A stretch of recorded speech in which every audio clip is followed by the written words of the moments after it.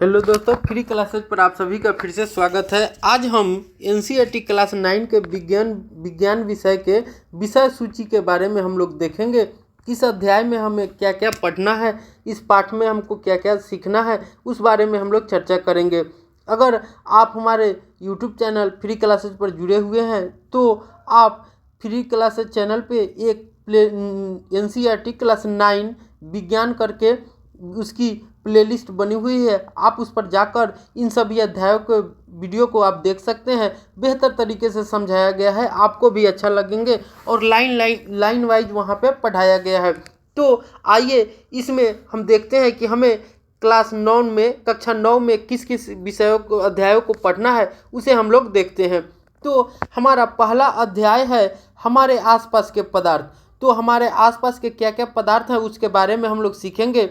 अध्याय 2 में क्या हमारे आसपास के पदार्थ शुद्ध हैं।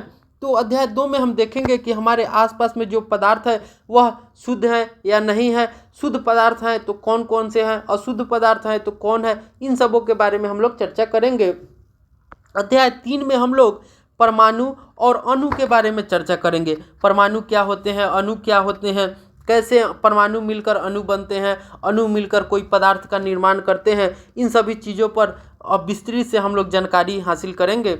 आगे हम अध्याय 4 को देखेंगे, जहाँ पर हम परमाणु की संरचना के बारे में पढ़ेंगे कि कोई भी परमाणु होते हैं तो वो कैसे बने होते हैं, उनके कण क्या होते हैं, वो कैसे किसी अणु में निर्मित होते हैं, कैसे अणु बनते हैं, इन सभी बारे में हम लोग विस्तृत जानकारी लेंगे। आगे हम अध्याय 5 में जीवन की मौलिक इकाई, जो जीवन की हमारी मौलिक इकाई है, क्या क्या ज़रूरतें हैं, जैसे जीवन की रचनात्मक इकाई कोशिका होती है, तो हम लोग विस्तृत रूप से कोशिका के बारे में भी पढ़ेंगे और जीवन की मौलिक और भी जो इकाइयां हैं उन पर भी हम लोग चर्चा करेंगे।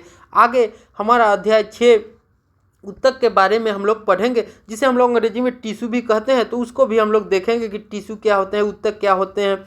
आगे हम अध्याय 7 में गति के बारे में पढ़ेंगे कि हमारी कौन कौन सी गति होती है, जो हमारी घूर्णन गति है या स्थितिक गति है, या कोई जो होती है कि दोलन गति करती है या सरल रेखीय गति करती है। तो इन सभी गतियों को भी बारे में देखेंगे और कैसे गतियों के मान निकाले जाते हैं, क्या मात्रक होते हैं, एसआई यूनिट क्या है, उन सभी चीज़ों पर भी हम लोग चर्चा करेंगे।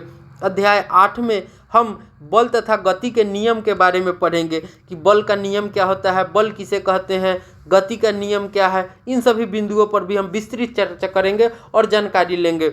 आगे हम अध्याय 9 में देखते हैं गुरुत्वाकर्षण, जिसे हम लोग ग्रेविटेशनल फोर्स भी कहते हैं।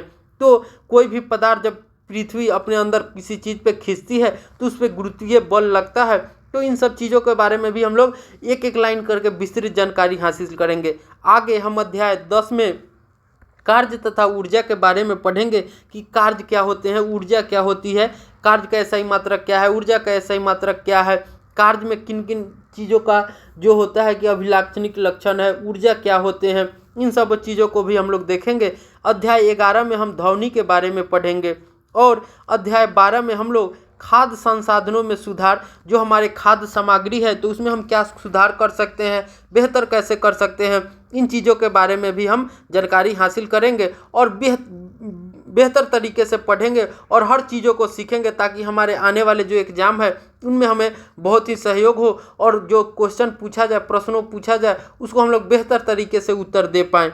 और मुख्यतः जो क्लास 9 के विज्ञान विषय में मुख्यतः 12 चैप्टर हैं, 12 अध्याय हैं, 12 अध्यायों पर भी हम लोग विस्तृत जानकारी लेंगे, ताकि हमारे आने वाले जो कंपटीशन में भी हम एग्ज़ाम में जाएं या कंपटीशन लेवल के भी आपको क्वेश्चनों को, MCQ को और बहुत सारे बिंदुओं पर चर्चा की जाएगी, ताकि आपको विस्तृत जानकारी हो। तो आइए हम एक एक करके सभी अध्यायों को पढ़ेंगे। तो इतना ही, मिलते हैं अगले अध्याय में। एक हमारे आसपास के पदार्थ के बारे में हम लोग पहला वीडियो बनाएंगे और पढ़ेंगे। तो मिलते हैं पहला अध्याय में, तब तक के लिए बाय।